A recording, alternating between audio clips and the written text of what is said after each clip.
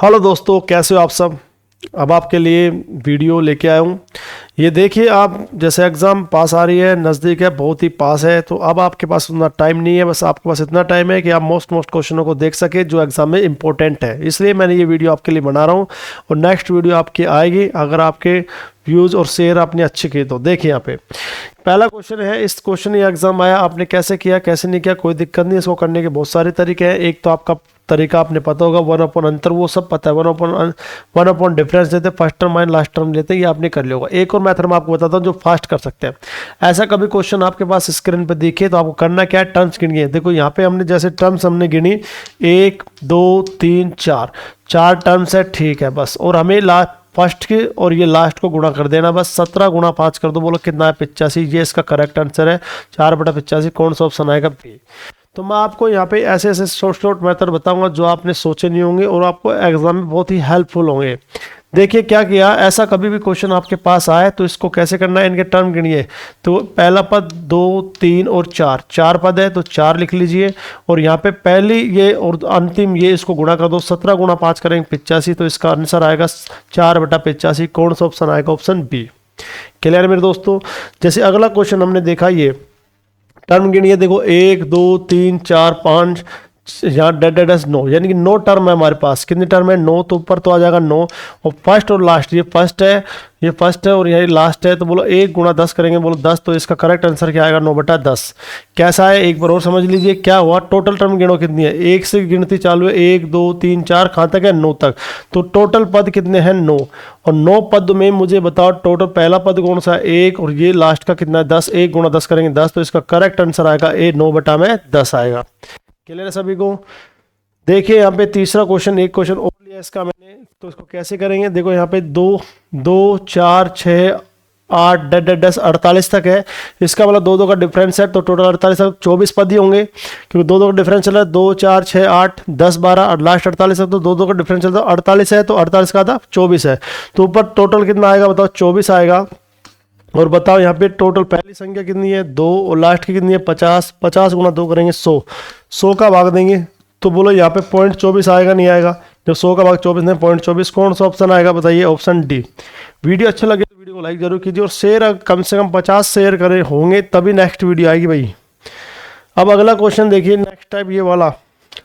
हर type के सवाल मैंने आपको लिए हैं जिससे एग्जाम में आपको हेल्पफुल मिले।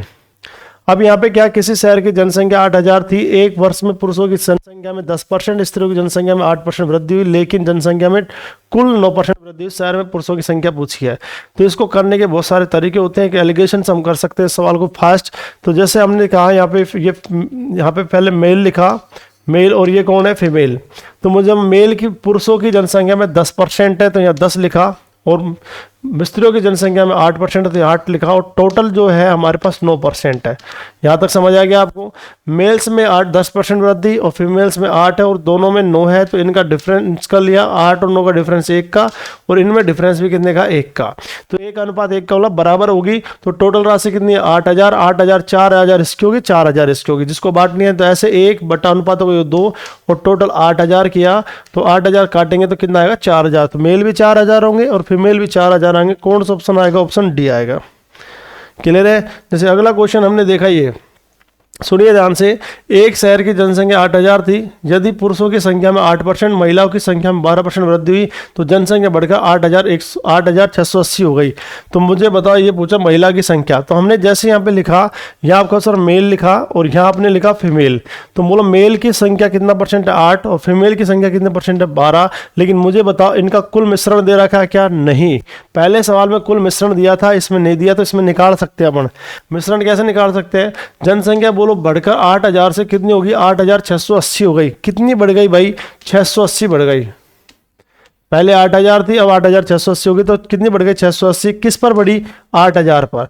और यहाँ गुणा में क्या कर दोगे, 100। ये इसकी औसत दर निकालने की ट्रिक्स है। 2 0 से 2 0, 0 से 0 कट गया, और यहाँ 8 से काट देंगे, 8 8 64 और 8 5 40, यानी 8.5 आ जाएगा। तो इसकी जो टोटल मिश्रण आएगा इन दोनों का, कुल मिश्रण 8 पॉइंट क्या आएगा, 5।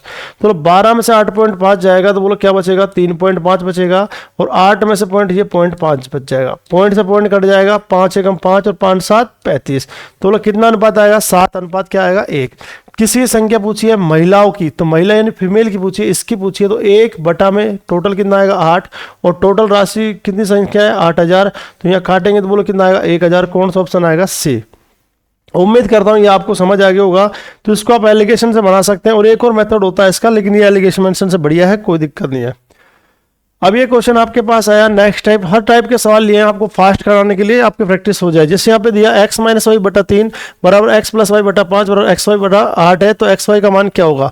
आपने अनुपात समानुपात में एक देखा होगा मेरा वीडियो, आप देख सकते हो यूट्यूब पे जाके। जैसे यहाँ a बटा 2 आ जाए, और b बटा में मान लीजिए 5 आ जाए, और c बटा में 7 आ जाए, और आपसे पूछे बताओ a अनुपात b अनुपात c क्या होगा।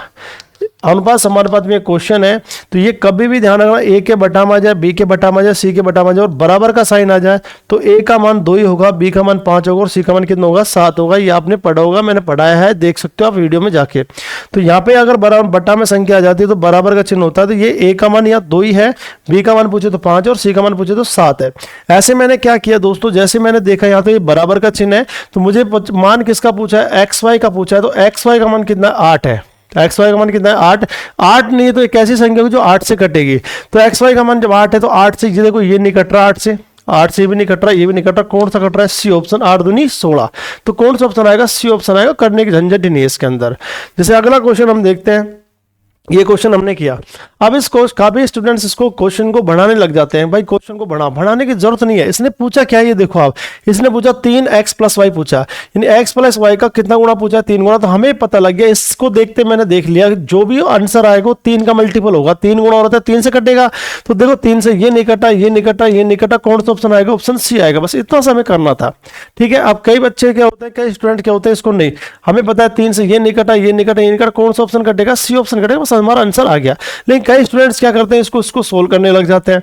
वो कहते हैं नहीं हम तो सोल्व करेंगे। तो देखो x का मान दिया, y का मान दिया, तो हमें पता है x प्लस जो y होता है वो हमें पता है s, इसकी ट्रिक से निकालने की होती है 2a + b और a - b होती है, ये इसकी ट्रिक से निकालने की। अगर यहाँ लिखा 2, अब बोलो a का मान कितना है 3 और b का मान कितना है 1, 3 और 1 कितना हो 4, और 3 में से 1 गया तो कितना बचेगा 2, कट गया, बोलो कितना है 4। जब x + y का मान या 4 रख देंगे, 4 × 3 करेंगे तो क्या आएगा 12 आएगा। ऐसे करते हैं सोल्व इसको। पर जब आपको डायरेक्ट 2 सेकंड में हो रहा है तो क्यों आप 10 सेकंड लगाओ। दूसरी बात, अगर मान लीजिए यहाँ पे आपसे माइनस का पूछ सकता है, x - y का मान, और आपसे यहाँ एक्स वाई का मान पूछ सकता है। तो अगर ये चीज आपको पूरी देखनी है तो आप मेरे पीछे की वीडियो देख सकते हो, उसमें मैंने पूरा समझा रखा आपको, ठीक है। अब तो आपको केवल इतना से देखना है कि यहाँ पे ये जिसका मान पूछा है हमें और हमको इसका मान पूछा, तो जो भी आंसर आएगा 3 का मल्टीपल होगा, 3 से ये नहीं कटा, ये नहीं कटा, ये नहीं कटा, कौन सा ऑप्शन आएगा, सी ऑप्शन आएगा। बस इतना से करना था। अगला क्वेश्चन हम देखते हैं, यहाँ पे ये सवाल आ गया हमारे पास। इस क्वेश्चन को कुछ ज्यादा करने की जरूरत नहीं है, इसके अंदर तो साफ साफ कहा है, इसने पूछा है 3 की पावर 45 - 1 और 3 की पावर 35 - 1 का मैसा एचसीएफ पूछा है। एचसीएफ का मतलब कभी भी ऐसा सवाल आपके पास है तो 45 और 35, एचसीएफ का मतलब ये बताओ 45 और 35 को काटने वाली संख्या बताओ जो बड़ी से बड़ी हो। तो आप कहो सर इसको काटने वाली संख्या केवल एक है, 5। कौन सी है, 5। तो 5 से 5 नाम 45, 5 7 35 और नहीं है। तो इसका जो मैसा आएगा वो केवल क्या आएगा, 5 आएगा, यानी 5 से कट सकती है। तो हमें ये पता लग गया, बस 5 से कटा तो यहां से 3 की पावर क्या लिखोगे, बताओ 5 लिखोगे, और माइनस में क्या लिखोगे 1, यहां से भी कॉमन आ जाएगा और यहां से भी कॉमन आ जाएगा। तो 3 की पावर 5 का मतलब आप जानते होंगे, इसको ऐसे 3 की पावर 5 243 होता है, आपको डायरेक्ट आना चाहिए। लेकिन जिसको नहीं पता 3 × 3 × 3 ऐसे कर लेना 5 बार। लेकिन आप कंपटीशन पढ़ रहे हो, जब तैयारी कर रहे हो तो ये चीज आपको आनी चाहिए। 3 3 9 9 27 27 81 81 × 3 243 आया, और 243 में से 1 घटा दूंगा तो 242 का आंसर आएगा। कौन सा ऑप्शन आएगा, बी ऑप्शन आएगा। तो सेकंड में आप इसको कर सकते हो। जैसे ये क्वेश्चन हमने देखा 2 की पावर 35 - 1, 2 की पावर 91 - 1 दोनों का विभाजित करने वाली सबसे बड़ी संख्या पूछी है। तो मुझे बता 35 को और 91 को काटने वाली संख्या कौन सी है। तो आपको सर इसको काटने वाली संख्या 7 है। कौन सी है, 7। आपको धीरे धीरे प्रैक्टिस हो जाएगी। 7 × 5 = 35, 7 × 7 7 × 21 हो गया। तो हमें पता लग गया सर यहाँ पे काटने वाली संख्या 7 से कट जाएगी, ये भी और ये भी। तो 2 की पावर 7 - 1 आया। 2 की पावर 7 जिसको नहीं पता होना चाहिए 128 होता है। तो जिसको नहीं पता तो ऐसे लिख लेना 2 × 2 × 2, कितने बार गुणा कर लेना, 7 बार। लेकिन आपको पता होना चाहिए जब आप कंपटीशन पढ़ रहे हो तो दोस्तों, ये नहीं कि पता नहीं होना चाहिए, पता होना चाहिए। 1 2 3 4 5 6 7, 2 दूनी 4, दूनी 8, 16 32 64 128, 128 से 1 गया तो 127 आपका आंसर आएगा। कौन सा ऑप्शन आएगा, सी ऑप्शन आएगा। उम्मीद करता हूँ ये वीडियो आपको पसंद आएगी। क्वेश्चन नंबर 10, या आप कौन सा आंसर बताओगे इसमें डायरेक्ट कर सकते हैं। 4 की पावर 63 प्लस 1 4 की पावर 45। तो हमें पता है 63 और 45 को काटने वाली संख्या कौन सी, हमें पता है 9, 9 पंजे 45, 9 7 63। तो 9 देखो इसमें नहीं है, इसमें नहीं है, तो इसमें उन दोनों में है। तो देखो पर यह चिन्ह किसका है, प्लस का, यहाँ भी प्लस का, तो यहाँ भी किसका आएगा, प्लस का, ये माइनस का है, इसलिए ये भी क्या हो गया, गलत हो गया। कौन सा ऑप्शन आ जाएगा हमारा, बी ऑप्शन आ जाएगा।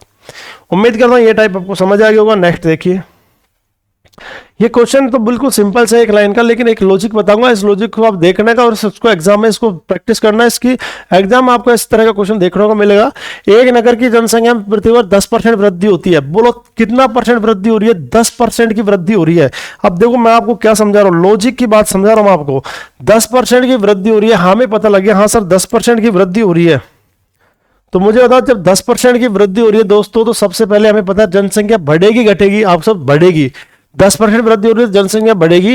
यदि वर्तमान जनसंख्या 20,000 है, तो अब मुझे तो बताओ अगले वर्ष इसकी जनसंख्या, मुझे बताओ आज जनसंख्या 20,000 है और 10% बढ़ती है एक साल के अंदर, तो जनसंख्या 20,000 से कम आएगी ज्यादा। इस लॉजिक को समझिए, इस लॉजिक के बहुत क्वेश्चन आते हैं, ध्यान रखना एग्जाम में। क्या कहा, वर्तमान जनसंख्या 20,000 है, आज की जनसंख्या 20,000 है और ये प्रत्येक वर्ष में नहीं, प्रत्येक वर्ष में 10% वृद्धि हो रही है। तो इसने पूछा एक साल बाद, आज 20,000 है तो अगले साल मुझे बताओ जनसंख्या बढ़ेगी घटेगी, तो आप सब बढ़ेगी क्योंकि 10% की वृद्धि हो रही है, तो 20,000 से ज्यादा आएगा। तो 20,000 से ज्यादा ये नहीं है, तो गलत हो गया। ये भी नहीं है, ये गलत हो गया। ये भी नहीं है, गलत हो गया। ये सही है, बस बी ऑप्शन है। कुछ करने की आवश्यकता है, मैं लॉजिक समझा रहा हूं आपको। ये क्वेश्चन आप सब कर सकते हो, इसको बात नहीं है, लेकिन सोल्यूशन करने की जरूरत नहीं है। हमने इतना सा पूछा कि जनसंख्या 20,000 है, 10% वृद्धि होती है, तो जनसंख्या 20,000 से ज्यादा आनी चाहिए। तो ये 20,000 से ज्यादा नहीं है, ये भी नहीं है, ये भी नहीं। कौन सा ऑप्शन है, बी ऑप्शन है, खत्म बात। बस इस लॉजिक का उपयोग पर बहुत क्वेश्चन पूछे रेलवे ने। अब देखो एक शहर की आबादी में लगातार 2 वर्षों में 10% 20% वृद्धि होती है, यानी पहले साल तो 10% वृद्धि, दूसरे साल 20% वृद्धि, तीसरे साल 25% की कमी हुई। अब मुझे 10 या बढ़ गया, 20 या बढ़ गया, तो लगभग मतलब 30 के आसपास बढ़ जाएगा। 10 और 20 30, 30 के आसपास बढ़ गया और 25 इन्हें घटा दिया, फिर भी मुझे 5 के आसपास बढ़ेगा नहीं बढ़ेगा, आप सब बिल्कुल बढ़ेगा। क्योंकि 10 या बढ़ गया, 20 या बढ़ गया, 30 हो गया, 30 के आसपास बढ़ गया और 30 के आसपास 25 ये कम हुआ, तो 30 में 5 गए तो 30 में 25 गए तो 5, यानी 5 के आसपास वृद्धि होगी, बढ़ेगी। तो जनसंख्या बढ़नी चाहिए घटनी चाहिए, आप सब बढ़नी चाहिए। तो इसने पूछा है 3 वर्ष की जनसंख्या और 3 वर्ष पूर्व की जनसंख्या का अनुपात पूछा है, तो जनसंख्या बढ़नी चाहिए। तो मुझे ये 100 थी और 100 से कितना हो गया 99। सर ये तो घट गई, तो ये गलत हो गया। ये 100 थी पहले, अब 99 हो सकती है क्या, नहीं सर ये बढ़ेगी जनसंख्या घटेगी नहीं, तो 100 से 99 हो गई, इसलिए गलत हो गया। 2 से 1 हो गया, सर ये भी गलत हो गया। 1 से क्या बराबर हो ही नहीं सकती, बढ़ना चाहिए। देखो 99 में से 100 यानी बढ़ गया, इस ऑप्शन में बढ़ा ही नहीं बढ़ा, आप सब बढ़ गया, तो यही ऑप्शन सही है। बस सोल्व करने की आवश्यकता, किसने कहा अपनी सोल्व करो। हमें पता है जनसंख्या अभी बढ़ेगी क्योंकि 10 और 20 30 और 25 कम किया, लेकिन 5 के आसपास बढ़ेगी, यानी वृद्धि होगी, चाहे कितने की हो, कितने की वृद्धि हो, 2 की 3 की वृद्धि होगी बस। तो यह वृद्धि नहीं है, यह वृद्धि नहीं है, यह वृद्धि नहीं, यह वृद्धि है। 99 प्लस 1 करेंगे 100 यानी वृद्धि हो रही है। क्लियर है, बस इतना लॉजिक देखना था। जैसे ये क्वेश्चन हमने देखा, एक ये बहुत इंपॉर्टेंट है, वेरी मोस्ट, आप हमेशा ध्यान रखिए। किसी एक निश्चित धनराशि पर 9% वार्षिक ब्याज की दर से 2 वर्षों में प्राप्त होने वाला चक्रवृद्धि ब्याज साधारण ब्याज का अंतर 97.2 है, तो निवेशित धनराशि क्या होगी। आपको मैं एक बात बता दूं, ये बड़ा ही इंपॉर्टेंट है, आपको विशेष इंपॉर्टेंट है। 2 वर्ष का चक्रवृद्धि ब्याज साधारण ब्याज का अंतर आप समझ लिए तो मूलधन दर सब निकालना आप सीख जाओगे। ये बात ध्यान रखना, कभी भी आपको ध्यान रखना, कभी भी 2 वर्ष की मैं आपको बता रहा हूं, एक मेरी बात को कॉन्सेप्ट को समझना बहुत ही इंपॉर्टेंट है। कभी भी आपके सामने 2 वर्ष आ जाए और 2 वर्ष का कभी भी CI और SI आपसे पूछा जाए, तो ये बात को, मेरी बात को हमेशा ध्यान रखना। 2 वर्ष कभी भी आ जाए तो ध्यान रखना, जैसे दर 5% है तो 5% की फ्रैक्शन हम सोल्व करेंगे, 5/100 करेंगे। दर ये मैं डायरेक्ट लिखूंगा, 5/100 करेंगे तो 5 से काटेंगे, 5 5 5 दूनी 10 यानी 1/20 आएगा। तो मुझे बता 5% की फ्रैक्शन क्या होती है, तो आपको सर 5% की फ्रैक्शन होती है 1/20 हो गया। लेकिन जब भी CI और SI का बात करेंगे तो इसका स्क्वायर करना है आपको, क्या करना है इसका स्क्वायर। तो मुझे बता 1 का स्क्वायर कितना होगा 1 और 20 का स्क्वायर कितना होगा 400 होगा। ये बात ध्यान रखना बस, और इस बात को ध्यान रखना, ये हमेशा नीचे ध्यान रखना प्रिंसिपल होगा और ये हमेशा CI और SI का डिफरेंस होगा। ये बात को ध्यान रखे बस। क्या समझा रहा हूं मैं आपको, इस लॉजिक को समझ लीजिए। आपके कम से कम आज चक्रवृद्धि ब्याज साधारण ब्याज के 20 से 25 क्वेश्चन आपके 16 हो जाएंगे, ध्यान रखना। क्या समझा रहा हूं मैं आपको, कभी भी आपको CI और SI की बात करता है, कभी भी CI और SI की बात करता है, कितने वर्ष की 2 वर्ष की, तो हमेशा जैसे मान लो दर आपके पास आ गई 20% और 20% की फ्रैक्शन होती है 1/5। तो जब भी अंतर की बात, इसका बस स्क्वायर करना है, क्या करना है इसका स्क्वायर। जैसे स्क्वायर करते हैं तो इसका स्क्वायर करेंगे, 1 का स्क्वायर 1 होगा, 5 का स्क्वायर 25 होगा। बस ये ध्यान रखना, ये नीचे वाला तो होता है प्रिंसिपल और ये ऊपर वाला होता है CI और SI का डिफरेंस। CI और SI का क्या होता है, डिफरेंस होता है। बस इस चीज को समझ लीजिए आप। बस अब क्वेश्चन को हम सोल्व करते हैं। तो हमने कहा सर दर कितना परसेंट है, आप सर दर है इसकी 9%। तो हमने लिख लिया सर दर 9% है तो 9% लिखा, और 9% की फ्रैक्शन आगे सोल्व करते हैं तो ये 9/100 ही होता है। 9 क्या होता है, 100। क्लियर है। अब इसका स्क्वायर करेंगे, 9 का स्क्वायर कितना होगा, 81 होगा, और 100 का स्क्वायर कितना होगा, 10,000 होगा। क्लियर है। ये हमारा क्या होता है अंतर, और ये हमारा क्या होता है प्रिंसिपल। अब बोलो अंतर कितना दे रखा है, 97.2, यानी कि इसकी वैल्यू हमको दे रखी है 97.2 दे रखी है, और इसकी वैल्यू हमसे पूछी, हमने क्या मान लिया, x। बस सॉल्यूशन करना, x का मान निकालना, या तो यही काट सकते हैं इसको, या फिर ऐसे काट लो वजन करके, 10,000 गुणा 97.2 और बटा में क्या आएगा, 81। अब इसकी पॉइंट हटा सकते हैं तो 0 आ जाएगा, 0 से 0 कट जाएगा, 9 से काटे 9 9 81, 9 एकम 9 9 8 72, और 9 से काटेंगे 9 एकम 9 9 दूनी 18, 12 गुणा 1000 करेंगे 12,000। इसका आंसर आएगा कौन सा ऑप्शन आएगा, डी ऑप्शन आएगा। ये बड़ा इंपॉर्टेंट है, वेरी मोस्ट है, इस चीज को ध्यान रखिए। चलिए और भी क्वेश्चन है। 12.5% की दर से 2 वर्ष के चक्रवृद्धि ब्याज साधारण ब्याज का अंतर 45 रुपए, तो राशि पूछिए। कितना सिंपल क्वेश्चन है। तो मतलब 12.5% की फ्रैक्शन क्या होती है, अब आपको पता होना चाहिए। 12.5% की जो फ्रैक्शन होती है वो होती है 1/8। लेकिन 2 वर्ष का CI और SI का अंतर देंगे तो इसका स्क्वायर करेंगे, 1 का स्क्वायर 1 और 8 का स्क्वायर कितना होता है, 64। अब आप मुझे बताओ यहाँ पे सबसे पहले इसका डिफरेंस बोलो कितना है, 45 दे रखा है। डिफरेंस है जो 45 है, इस मूलधन का मान पूछा, क्या मान लिया, x। वज गुणा कर लो, बस आंसर आ जाएगा। तो x बराबर आएगा 64 गुणा 45। 64 गुणा में क्या आएगा, 45 को गुण लो, गुणा आपका आंसर आ जाएगा कितना आएगा, 64 गुणा 45 करेंगे तो देखो 40 कर लो, तो 45 दूनी 90 दूनी 180 भाई, 45 गुणा 4 करें 45 90 90 दूनी 180 हो गया, 80 18 आ गई, और 45 गुणा 6 करें तो 270, 90 9 30 270, और 270 में क्या जोड़ देंगे, 9। तो 270 में 9 जोड़ेंगे तो कितना आएगा भाई, 45 गुणा 4 कर देंगे 45 90 90 दूनी 180, यानी 18 जोड़ना पड़ेगा, और 45 गुणा 6 करेंगे तो 9 30 27, और 270 में कितना जोड़ेंगे, 18। तो 227 18 तो कितना आएगा, 228। तो कौन सा ऑप्शन आ जाएगा, 2880। क्लियर है आपको, गुणा आप कर लेना आराम से, इसको यहां तक सोल्व किया आराम से आंसर है। जैसे अगला क्वेश्चन हमने देखा, एक निश्चित राशि पर 5% प्रति वर्ष की दर से 2 वर्ष के लिए चक्रवृद्धि ब्याज साधारण ब्याज का अंतर 25 रुपए, राशि ज्ञात करो। कितना सिंपल क्वेश्चन है। अब देखो ये आपको कर लेना चाहिए, फिर मैं आप कर दो। 5% की फ्रैक्शन बोलो क्या होती है, हमें कहा सर 5% की फ्रैक्शन होती है 1/20, लेकिन 2 वर्ष का दे रखा है, स्क्वायर कर दो, 1 में कितना आएगा, 400। ये प्रिंसिपल है और ये अंतर है, इस अंतर का वैल्यू दे रखा है 25, इसका वैल्यू हमसे पूछा क्या मान लिया, x। तो x बराबर जब निकालेंगे, इसको इससे गुणा करें तो x आ जाएगा, इसको गुणा करें 25 को 10,000 आएगा। कौन सा ऑप्शन आएगा, ऑप्शन ए। कर सकते हो आराम से। चलिए नेक्स्ट क्वेश्चन। अब हमें दे दिया इसने, अब की बार फिर 1 वर्ष का दे दिया, ये क्वेश्चन आप कर सकते हो। एक निश्चित राशि पर 5% प्रति वर्ष की दर से चक्रवृद्धि ब्याज साधारण ब्याज का अंतर 1 रुपए का है, तो बता राशि ज्ञात कीजिए। ये 2 वर्ष नहीं लिखा, इसने 2 वर्ष लिखना चाहिए, और नहीं भी लिखा 2 वर्ष मान लेना, क्योंकि 1 वर्ष का चक्रवृद्धि ब्याज और 1 वर्ष का साधारण ब्याज का अंतर जो होता है 0 होता है, ध्यान रखना। तो ये 2 वर्ष का ही है। तो हमें मतलब 5% है, तो 5% की फ्रैक्शन हमने देखा, 5% की फ्रैक्शन बोलो क्या होती है, 1/20। स्क्वायर करेंगे तो 1 में कितना आएगा, 400। और सर इसका वैल्यू हमको दे रखा कितना, 1, तो इसका वैल्यू पूछा है, तो मुझे 1 का वैल्यू 1 है तो 4 का वैल्यू 400 वाले 400 आएगा। कौन सा ऑप्शन आएगा, सी ऑप्शन आएगा। ये कितने वर्ष का है, 2 वर्ष का। लेकिन मान लीजिए सपोज दैट आपके पास 3 वर्ष का आ जाए, अब यहाँ पे घबराने की जरूरत नहीं, 3 वर्ष का आ जाए तो इससे अपन दर भी बहुत आसानी से निकाल सकते हैं। तो एक बात और समझ लीजिए, मैंने अभी 2 वर्ष का आपको समझाया, लेकिन अगर मान लो एग्जाम में आपका 3 वर्ष का आ जाए, 3 वर्ष का आपको कभी भी दे दे, तो CI और SI का आपको डिफरेंस आपसे पूछा जाए या दिया जाए, कुछ भी किया जाए, 3 वर्ष का आपके पास आ जाए, तो इसमें कंफ्यूज होने की जरूरत नहीं है। मेथड एथड बहुत बड़े होंगे आपने, लेकिन मैं यहाँ पे ये वीडियो शॉर्ट के लिए लेके आऊँ, शॉर्ट समझाऊंगा।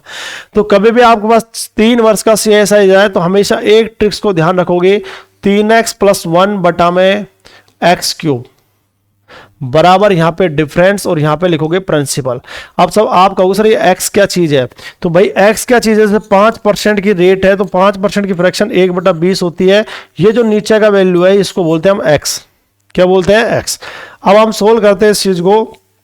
देखो यहाँ बोलो, यहाँ पे फ्रैक्शन परसेंटेज कितना है, 10। तो 10% को जब सोल्व करेंगे तो इसका फ्रैक्शन होता है 1/10। तो इसका मतलब x का मान बोलो कितना है, 10 है। x का मान कितना है, 10। अब 10 से सोल्व कर दो, देखो 10 गुणा 3 करें 30, 30 और 1 कितना आएगा 31, तो ये 31 आ गया। और 10 गुणा 10, 10 का क्यूब कितना होता है, 1000 होता है। दोबारा समझ लीजिए, कभी भी 3 वर्ष का आ जाए आप कंफ्यूज नहीं हो, 3 वर्ष का कभी भी आ जाए तो बस आप इसको इस जीरो को याद करोगे, 3x + 1 बटा एक्स क्यूब, एक्स क्यूब बराबर में डिफरेंस बटा में प्रिंसिपल।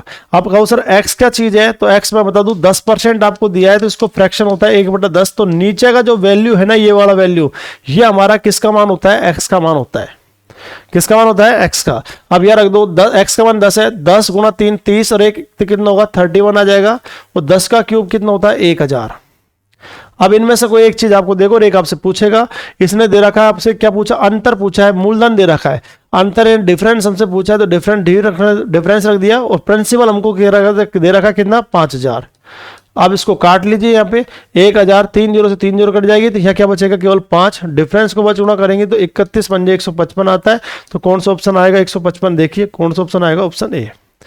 कितना फास्ट होता है, बस इस ट्रिक्स को ध्यान रखिए आप। देखिए यहाँ पे जब 15,625 रुपए की राशि 3 वर्षों के लिए 4% प्रति वर्ष की दर से निवेशित की जाती है तो उसके चक्रव्याज साधारण ब्याज के बीच अंतर बताना है।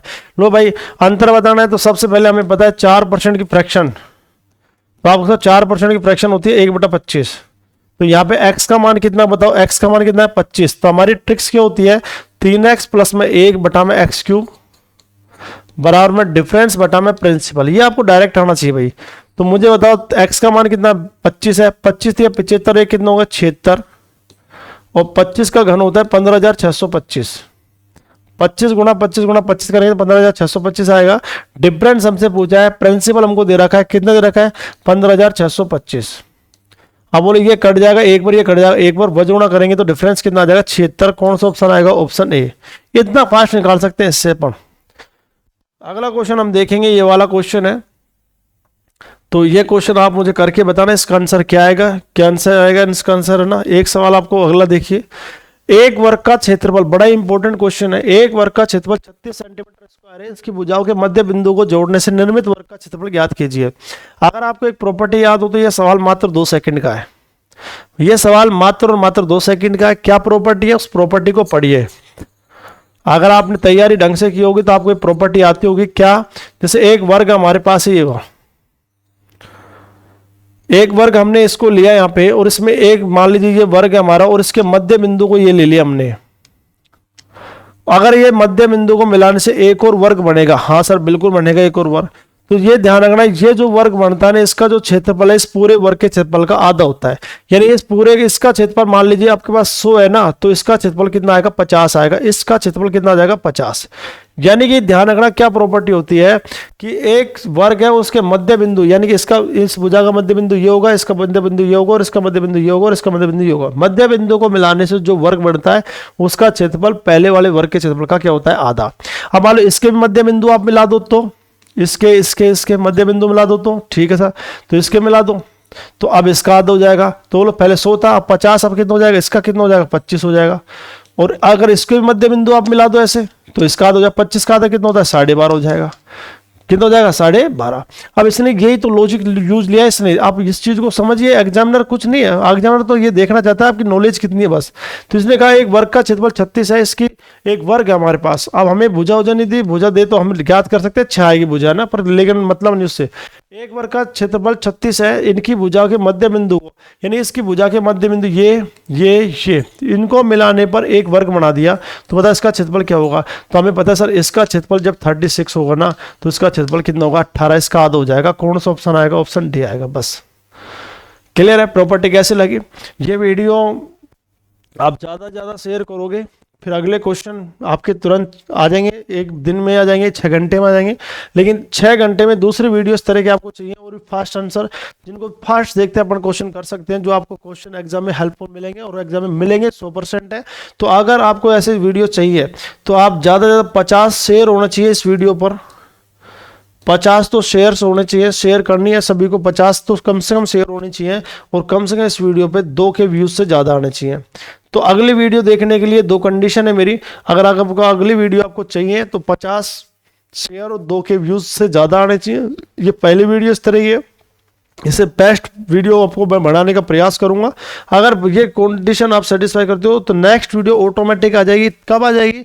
जब ये दोनों कंडीशन, दोनों रूल्स को आप फॉलो करते हो। यानी 50 तो शेयर होना चाहिए कम से कम। मैं देख लूंगा 50 शेयर से आगे, 2 के व्यूज से आगे, तो मैं समझ जाऊंगा कि अब मेरे को अगली वीडियो डालनी है। जब तक दूसरी वीडियो तब तक नहीं आएगी जब तक ये दोनों कंडीशन फॉलो नहीं होगी। अगर आपको रियल में लगता है कि मैं बढ़िया पढ़ा रहा हूँ तो ये दोनों कंडीशन को फॉलो करिए आप। ठीक है दोस्तों, धन्यवाद। मिलते हैं हम आपसे। जय हिंद, जय भारत। आपका दिन शुभ रहे, मस्त रहे। ठीक है, ओके।